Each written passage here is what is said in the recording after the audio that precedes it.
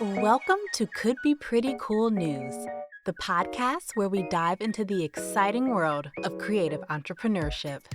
I'm your host, Casey, and together we'll embark on a journey to explore this dynamic ecosystem from multiple angles, including academia, research and data, community building, and compelling personal narratives from creative entrepreneurs themselves. Get ready to be inspired, informed, and empowered as we uncover the stories and strategies behind building successful creative ventures.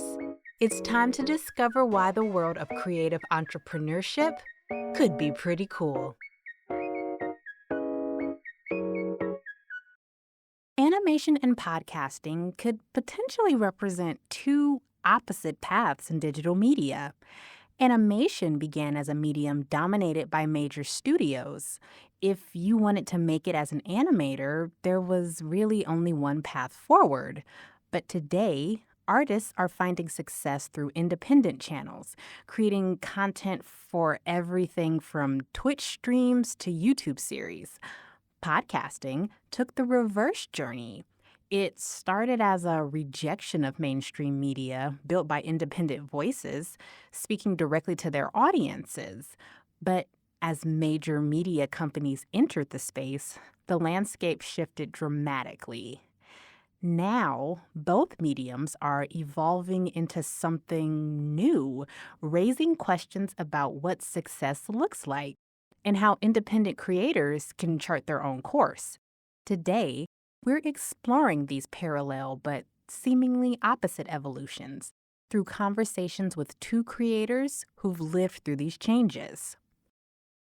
In our first interview, we're joined by a true pioneer in podcasting, someone who's been in the medium since its earliest days.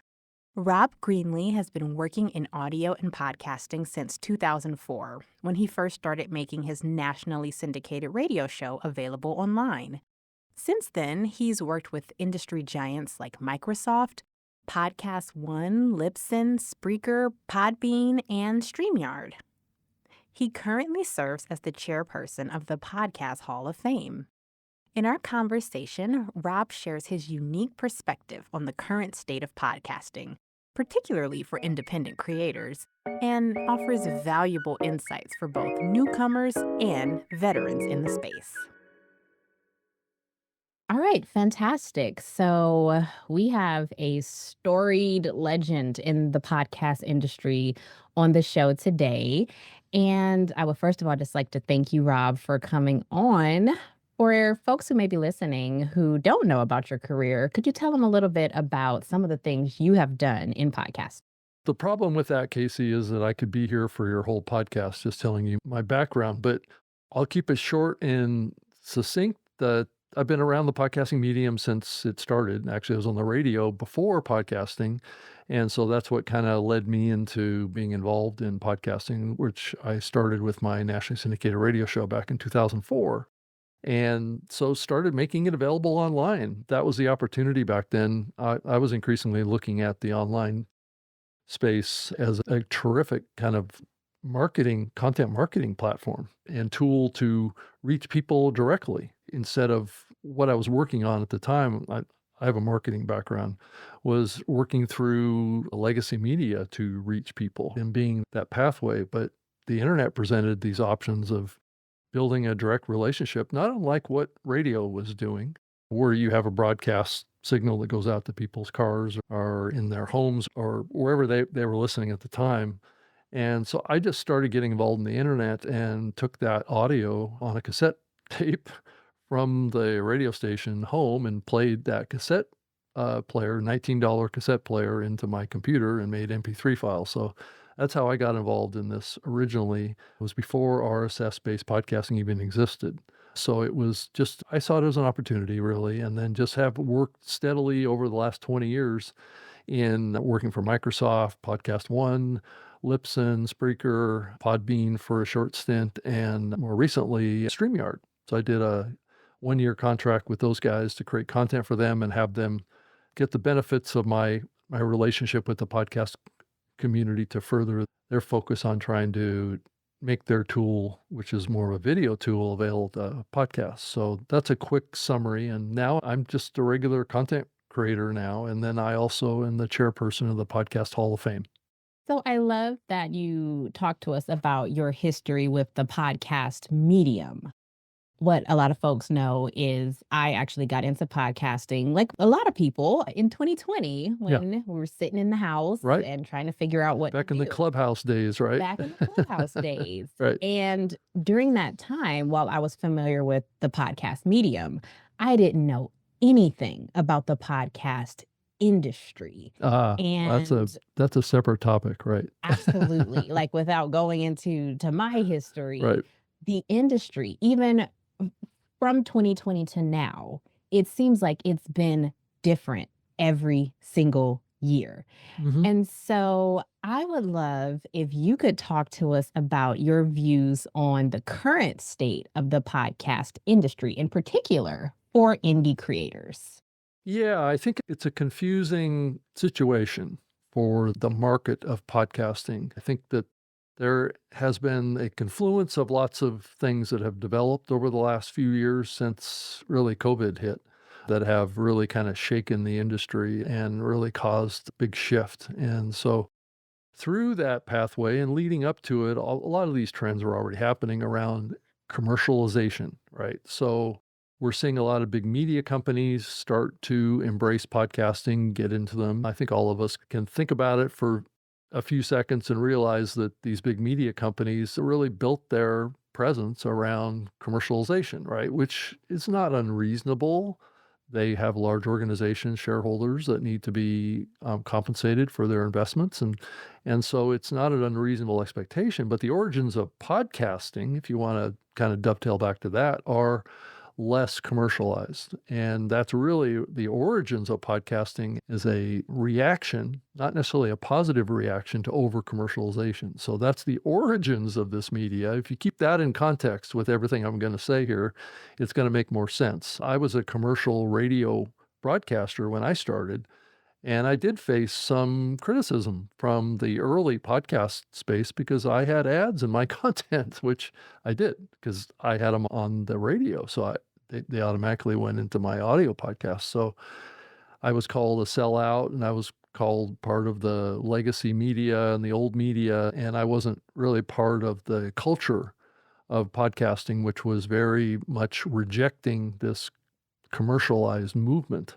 And to say that is not really trying to imply that's the reality that still exists. I think that's changed now. People are much more accepting of commercialization in podcasting, and but it's also setting up some unrealistic expectations that people have about podcasting, and it's being driven by the interests of these big media companies moving into podcasting as they've seen their legacy distribution and audiences significantly decline. I think this past presidential election cycle was a really great example of how the shift has really moved away from the legacy broadcast folks. And so those folks, as they get more involved in the digital side, they bring their commercialization values into the internet. And so that's what's driving this perception, right? I mean, a Joe Rogan $250 million contract gets a lot of attention, and people think, oh, yeah, I can just start a podcast and be in the next Joe Rogan. But it's really not that simple. I hate to say that, but that's the reality of the marketplace. So it's just a matter of having a more realistic expectation about what your goals are and what you're trying to achieve when you start creating content online. Sometimes it's going to work, sometimes it's not. So, right. Oh, yes. Setting of realistic expectations is exactly what we love to discuss, Yeah. in particular for folks who are thinking things like, oh, I'm going to start a podcast or start a YouTube channel Mhm. or any type of content creation, and then everything's going to blow up and I'll be able to quit my job and I'll just Yeah. be a millionaire. These are the stories that we see when we talk about the creator economy. We see the mega success stories. And so I would be curious to know if someone like that came up to you today and said, hey, I'm about to start this podcast and we're going to find ways to monetize it. Mhm. This is going to be my retirement job. What would be your immediate thoughts, advice, reaction that you would have for this person? Let me start off and just say I I think it's great to set high goals for yourself, first of all. And if that is important to you, it's good that you're thinking about it right out of the gate because there is different approaches that you can take with this medium that will set you up to be more likely to have that outcome. There's never any guarantees that that will be that outcome. I can't assure anyone that they're going to be successful in podcasting. Now, what is gauged as successful is also very subjective too. It's right. It depends on your goals, whether or not you're successful. It's not so much being a global star or something like that as a gauge of success. And I wouldn't advise that anybody set that as their goal because there's been a lot of famous celebrities that I've worked with in the podcast industry that you would think would be automatic success stories that have big followings. They had big reach and a reputation that you would have thought would have turned into success. And frankly, most of them, it doesn't turn into success for them because it's a different medium than what most people realize it is. It's a very intimate, personal, connection, personality oriented medium. And it's not everybody's cut out for that. It's not always natural to everyone, depending on who they are, what their experiences are, what their reputation is, and what their commitment is, and their willingness to dig in and do what it takes to be successful, like an example of Joe Rogan, doing it for 15 years and consistently 5 days a week. Most people don't have that level of commitment. So it depends on what your life is, what your lifestyle is, what your expertise is, what's your genre that you're trying to build a show into. And it's not an easy formula to figure out. And sometimes it takes a lot of trial and error. So, are there any existing paths to monetization, particularly in this phase Yeah. of podcasting, that you do see more often than not? Is there any particular genre, any Hmm. particular type of show, any particular release cadence? You're Yeah. mentioning about 5 days a week. Or are people who are monetizing releasing content every day, or is that not necessarily a requirement? Nothing about what I'm going to say is a requirement. I think that's a big issue in the medium right now because everybody thinks they have the answer that is going to work for everyone. People are building masterminds, training programs around trying to educate people. A lot of this advice is based on very singular experiences, right? That come from a particular podcaster that has experience in a particular genre that has all those X factor boxes checked of personality, performance ability, communication style, and timing. A lot of these things are around timing, timing of your topic. And increasingly, we're seeing success in the YouTube sphere on the video side being linked a lot towards trending topics. And podcasting really built its reputation around creating evergreen content, which is content that is valuable over a longer time span and is not as breaking news type of content. Now, granted, there are all those things in podcasting, and many of them have been successful. And those are the shows that do the 3 times a week or 5 times a week, are shows that are trying to live at the cutting edge of culture and entertainment and society. And those shows tend to ones that are inspirational, ones that are trying to change behavior in the population towards more than likely a positive direction, at least in podcasting. On YouTube, it's more about ambulance chasing to some degree and forecasting the doom of the world are the ones that do very well on these kind of trending topics. I think it is possible. I've heard many people say that over the last 6 months, some of the creators that have played this political topic content are the ones that have grown the fastest because they're playing to topics that people are top of mind of and what they're thinking about at any moment in time. But a lot of people don't like to play those games, right? It's risky. You can get taken down. You can be penalized. You can put in the dunce corner with your content if you make a mistake. And sometimes you don't know what those mistakes are. So when you're creating a piece of content, it's hard to know what line you're crossing that may get you in trouble, that may pull the plug on your success. And so this is the balance that we all have to strike around content and what is our expertise? What do we need to learn? What is the genre that we want to play in that maybe has multiple benefits to us, like building our network, building our knowledge? And for many years, I thought about the medium was I'm going to create content that I want to create because I want to learn. Increasingly, what the marketplace is asking for is us to create content that the market wants. And that puts us in more of a mainstream media approach. It's also much more challenging because you're dealing with philosophies, pathways, and processes reminiscent of mainstream and legacy media. They would hire producers, editors, stage directors, talent, right? So those topics came from the producers, and because those were trending topics or things like that, and they didn't come from the host, right? Those topics didn't always come from the host. When I started, it was all about what I wanted to do. My idea was if my ideas are good enough and there's other people out there that have an interest in the same thing that I have an interest in learning about, which at the time was the internet and the growth of the World Wide Web, I was tapping into this need for listeners to learn something about the topic I was talking about, and I was learning along with them. But the problem is now, there aren't too many topics aren't that being covered by someone out there. There's competition around every corner. And so what's happened is it's elevated the expectation of the audience, but at the same time, we're seeing a pull in the opposite direction around authenticity and realness and not being seen as contrived or too polished. So yeah, you really struck a chord there because I've heard people say, aren't there already too many podcasts? Like, why would I need to start a podcast? There are already so many podcasts. And I think that's so fascinating because I've never heard anyone say, I'm not going to write a book because there are already too many books, or I'm not going to release my single. There's already too much music. Yeah. So, to your point about, yes, there are people who are covering any and every subject matter that there's someone who wants to hear it. Yeah. What would you say to folks who are in that boat of, yeah, I do have a perspective or I do have a thought about this topic, but it's already too many out there? I think the thing to take away from that is that each one of us are different.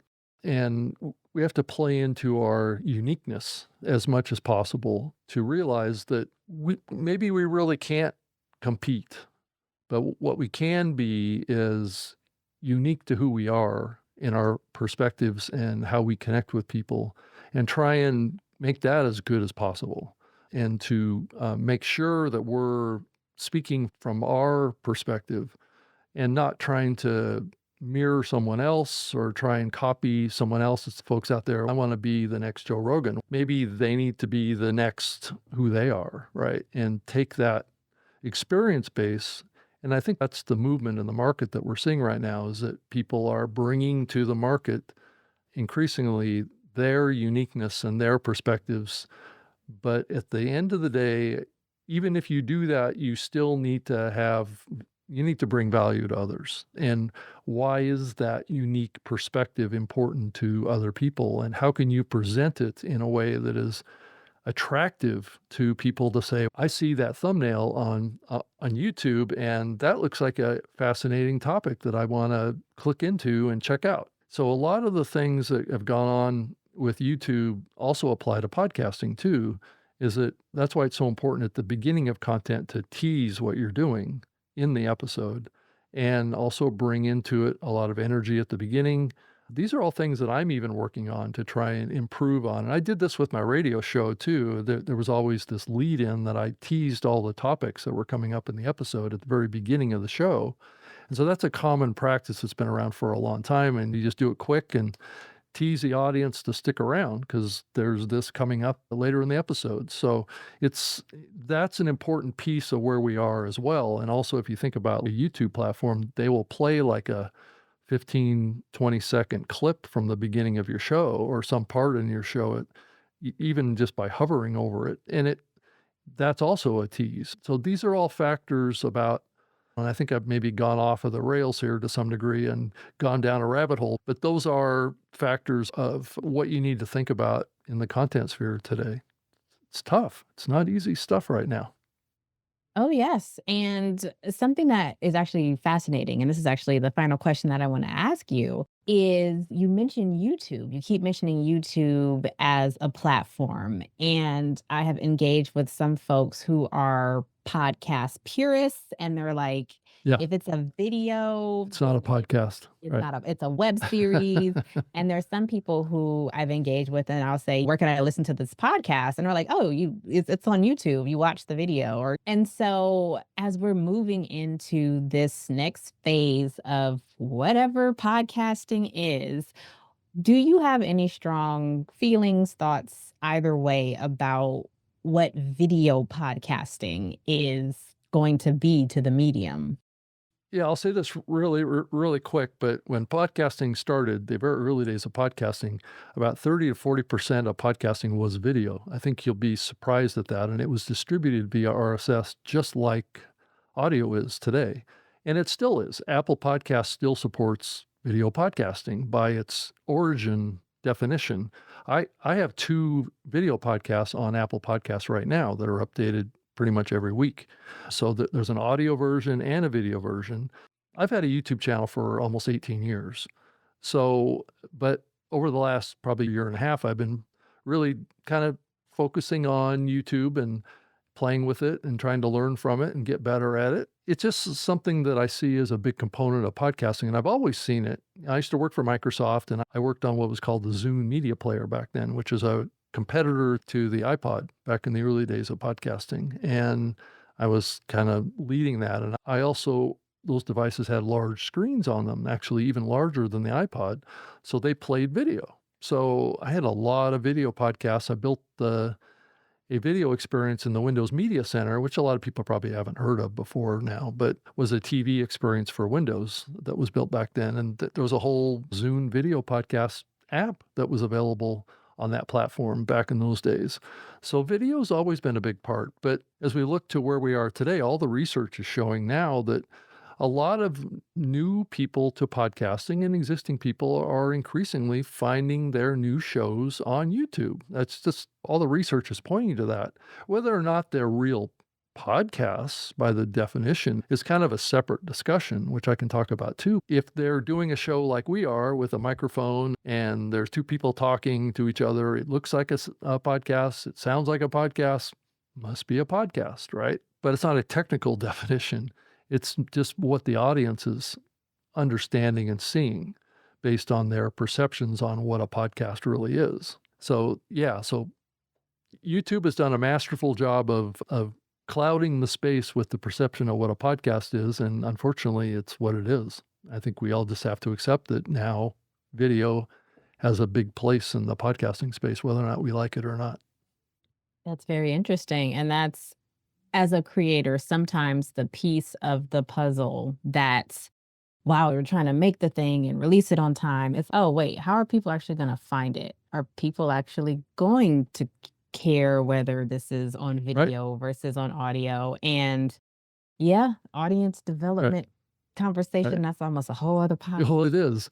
And people have been complaining in the podcasting sphere for a very long time that podcast discovery was broken. It just didn't work very well, and I'll probably say it here too. I think that the podcast consumption platforms have done a relatively poor job of helping people discover new shows, and that there's a lot of dead shows that are out there. So when I say dead shows, they're shows that were active at one time, updating new episodes, are no longer doing that. If you look at the overall numbers, there's 4.7 million podcasts in the world right now, of which only about 400,000 of them are actively updating new episodes every week or every month. So there's just a lot of clutter out there, and it gets in the way of people finding content that's current. In a weird way, that statistic is almost maybe a motivator for some folks who listen It because is. maybe the competition isn't. Yeah. And that's a global number too. So it's not just a US number. So it's, yeah, I think that there is opportunity out there, and really what it is. And those that want to double down on audio, I think go for it. But you really got to really refine what you're doing and make it really impactful and have it connect with audiences. And those are not easy problems to solve, right?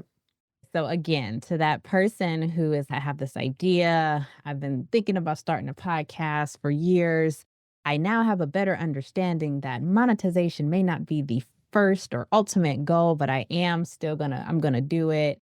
What advice would you say to them now? I would just start brainstorming around coming up with some reasons and purpose for why you want to do this. And then just really, let me say, do some research.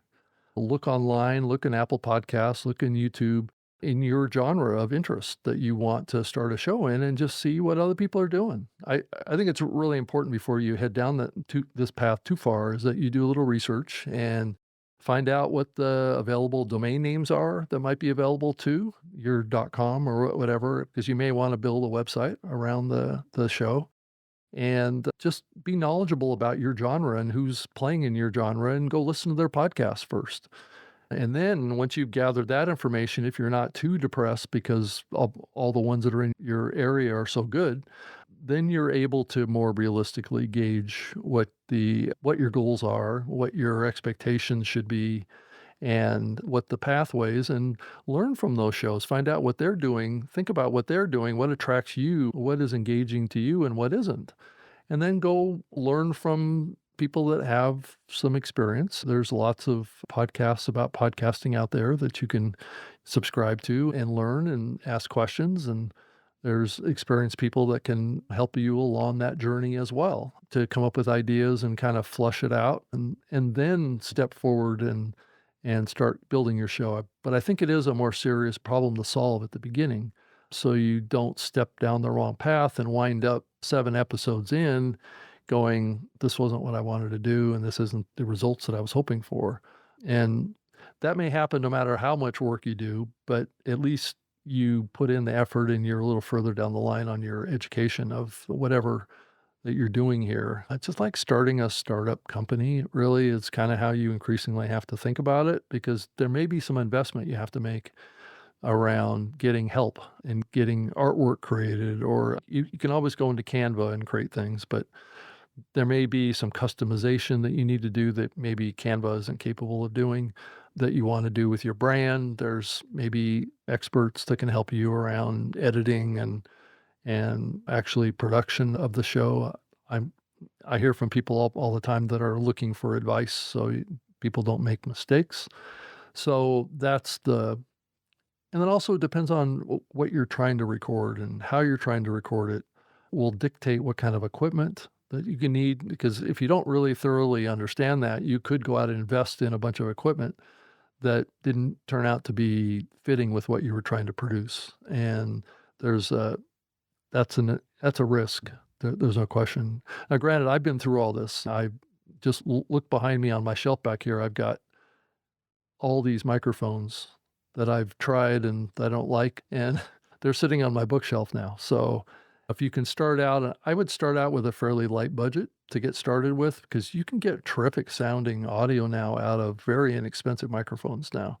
And there's online tools like Adobe Podcasts or some of these platforms that are out there that will take maybe some rough sounding audio and just make it sound like it's in a pristine studio, right? The technology's now there, so you don't have to invest a lot of money at the beginning. Just kind of just get some audio into your computer via a USB microphone or something like that into an audio recording software package, or if you want to use like a StreamYard or Riverside or some of these platforms or Zoom, you can do that. And that'll turn out well, especially if the audio is a little rough because you just run it through these audio optimization platforms and just get started. Just even if it's just a side project, I think you'll benefit from it for a lot of reasons that you maybe not realize. And that's your ability to present, your communication style, you're building your network, all these skills that you can develop through trying to become a content creator. I think it helps you in a lot of professional ways too.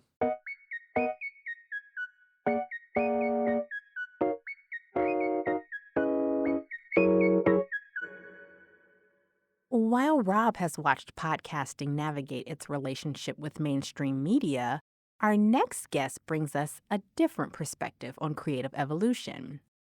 Jaron Johnson is a 2D animator specializing in action-oriented animation who started his career working on shows like Aqua Teen Hunger Force and has since expanded into creating animation for documentaries, online platforms, and independent projects. He shares his journey of finding opportunities both within and beyond the traditional studio system, and what it means to stay true to your creative vision in today's landscape. I am Jaron Johnson. I am a 2D animator. I would say my area of expertise is action-oriented animation. I was always artistically inclined, and it also helps that my mom would always take me to see animated movies as a kid. In fact, my first theatrical experience was watching 101 Dalmatians back when I was a little toddler. So I guess you could say I was always going to be geared towards drawing because I know my mom would always say, like, Jaron, I've spent hundreds of dollars just on notebooks and crayons and colored pencils. I knew you were going to be an artist. But as far as becoming an animator myself, honestly, it's because I watched Akira on some random day in 2007. And I'm like, you know what? I know I played a lot of games at the time. I was thinking about going into like video game development, but I'm like, no, I think I'm going to be an animator instead. That seems to be my calling in life. Once I figured out I wanted to be an animator, I immediately looked up colleges in the Georgia area, and I saw that there was the Savannah College of Art and Design. Now, I'm from southern Georgia, so the Savannah campus was much closer to me, so I am a graduate of SCAD Savannah. I started back in 2010. That's when I first got into my first animation class. My professor was the late, great Troy Gustafson. I have all the professors I was closest to him. He was the professor I was closest to. So he would always tell us the stories about just working in classic Disney, and just because he was a pencil and paper. He worked on things like Mulan, Brother Bear, Lilo and Stitch, classic stuff that I grew up watching. So just learning from him was a real privilege. My first gig, now, like I said, I was a very action-oriented animator. So I was kind of a little bit of an anomaly like in my class, because whereas everyone wanted to do very like Disney-esque and very like dramatic oriented pieces, I was drawing people getting beaten up. In fact, that's what I did for my senior film. It was a fight scene in a diner called Red Fist versus Iron Feet. Basically, what the professors told me was, your reel will determine the type of roles that you get. So I was a little nervous when I first got out in the world of animation production, the professional realm. And so like I applied to places. Some places were like the studios had already closed. Some places weren't hiring at the time. But there was this one small studio in St. Petersburg, Florida called Echo Bridge Pictures. And they were working on the Animation Domination Week, something that the Fox channel would produce. And that was about 4 months outside of graduation. It was Axe Cop and Golan. Those were like the two first shows I ever worked on. In my first role, I was a cleanup animator. Now, in animation, there's like your roughs, your cleanup, your coloring, and then your shading. For a lot of people starting out, they usually just get them on cleanup animation. They usually let the rough animator, the actual animator, do the rough line work, and then another person comes in and colors it and puts it all on model and stuff. I worked with Echo Bridge Pictures. It was a freelance job, and we worked remotely. I did get a chance to visit the studio once or twice, but for the most part, I worked remotely for them for a couple of years. It was my last, I would say, we were on and off. I worked on things like Major Lazer. I even got to work on a few documentaries. Like there was a thing called the Hustlers Convention, which had Ice-T. It also had let's see who else they had. KRS-One, Immortal Technique. So if you ever see the Hustlers Convention documentary, it's pretty awesome to have your name in the same credits as people like that. After a few years working with Echo Bridge Pictures, I got a call from a studio in Atlanta, Bark Bark Studios, and they were working on the intro to what was supposed to be the last season of Aqua Teen Hunger Force, Aqua Teen Forever. It was like, I was almost overwhelmed. It was like, This was like the first time I had to really move from my little house, my little childhood home, and go out to Atlanta. I had to find like a hotel to stay at, and it was a real cut above what I was usually doing. Like I had to like actually do some animation myself. I had to do effects animation, which is a whole nother beast I could get into. But it was a short project. I was only there for a couple of months, but it's one of my favorite things that I worked on. For freelancing, I would say one of the important things about being a freelancer is, I mean, it applies in all of business, but knowing like your audience and like basically marketing in general. Because the thing about like working in animation, it's the same as in acting. It isn't the production that will destroy you, it's the downtime in between that just is soul crushing. Because you don't know where the next gig is going to be. You don't know, that's the thing that's the most frantic. Because with me right now, while I do like work freelance, I also have a full-time job, so I don't have to worry about keeping my lights on in my apartment and my bills paid. However, like when I had just graduated, which was back in like 2013, like the animation landscape was a lot different. Like it's like nowadays we have things like Patreon, Netflix wasn't even a thing at the time. So it's just because you don't work in a studio per se doesn't determine whether or not you failed as an animator. For 2D animation, I would say the one thing that I found to be like very lucrative in finding gigs is go to conventions, basically marketing. Because if you go to things like convention, you're meeting other creative people and you never know what projects they might be attached to and what they might be looking for. Because I've made a lot of connections with people I never would have made connections with otherwise, like various like voice actors, celebrities. Like there are people that I do keep tabs with and who are fans of my work.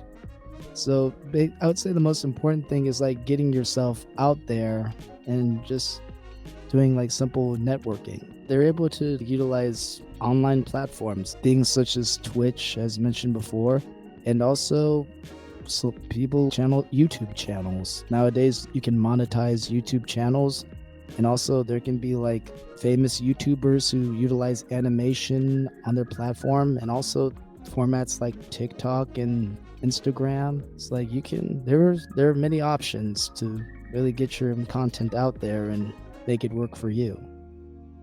As far as AI and animation, it's funny because at my job, we do utilize AI to an extent. To clarify, I work in the realm of closed captioning, and for my job, sometimes what they can do is they can take like a video and they can transcribe it. But even though AI is very helpful in that regard, there are certain things that AI can't understand properly.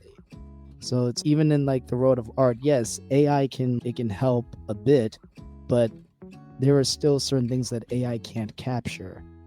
Also, there's a lot of things that AI just doesn't understand, because I've seen many times, and a majority of the AI art that I've seen, AI art can't do eyes properly. Like expressions are wrong. Their like anatomy is morphed into it, because I mean, you'll see like multiple pictures where like a person might have 2 thumbs or they might have 3 fingers. And also, every time I've seen a boxing ring done in AI, it's a jumbled mess. Like you'll see 6 ropes and one of them will be on the ceiling. As far as AI, it can be useful and give you the gist of what you want. But if you just throw it into like the AI generator and just try to sell a finished product, there's a distinct tell. You can tell when things just aren't correct with AI. So I say you can use it, but it still needs a filter. It still needs an editor. It still needs someone to put it up to par. I would say in terms of art in general, go at your own pace. It's not everybody's starting point is the same.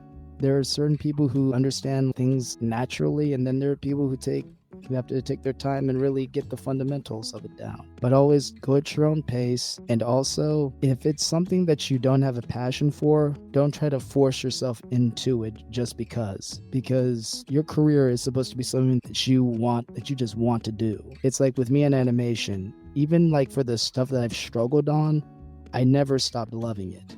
So it's just, I'd say go at your own pace, and your demo reel or your projects, what you put out there are what people are going to gravitate and come to you for. So if you want to do acting pieces or like just dramatic scenes, work on dramatic scenes and have that be a part of your reel. If you want to do action-oriented stuff, make action-oriented stuff. That way, when people come to you, that's what they're going to ask for, and you won't have to try to fake it until you make it because you've demonstrated that is in your skill set. I would say in terms of for further inquiry and things like that, you can find me on Instagram at Jaron Jolt. And I am going to be producing much more animation in the near future. As I stated earlier, at conventions, I have made connections with several like comic book artists and like voice actors. So I've got several projects in the pipeline, so you might see more of my content more in the near future. What we've heard today suggests that when indie and industry collide, the result isn't simply a victory for one side or the other. It's almost like the creation of something new entirely. Rob showed us how podcasting's indie spirit hasn't disappeared under mainstream influence, but rather evolved into a medium where creators can choose their level of commercialization and find their own definition of success. Meanwhile, Jaron's experience reveals how animation hasn't simply moved from studios to complete independence, but rather expanded to offer multiple viable paths forward. In both fields, we're seeing the emergence of a new creative landscape, one that isn't strictly indie versus industry, but rather a spectrum of possibilities where creators can chart their own course.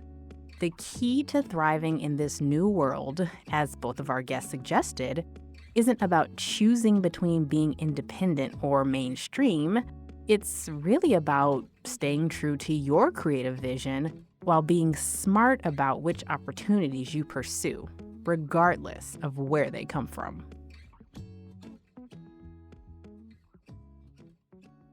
And that brings us to the end of today's episode. Until next time, we encourage you to continue nurturing your process. Farewell, and may all of your creative endeavors flourish. Could Be Pretty Cool News is a Could Be Pretty Cool original production. Created, hosted, and executive produced by Casey Lueders. Senior producer is Liz Moore, and supervising sound editor is Trinity Jackson. Our original theme music was composed by Camille Stennis and cover art design by AJ Johnson.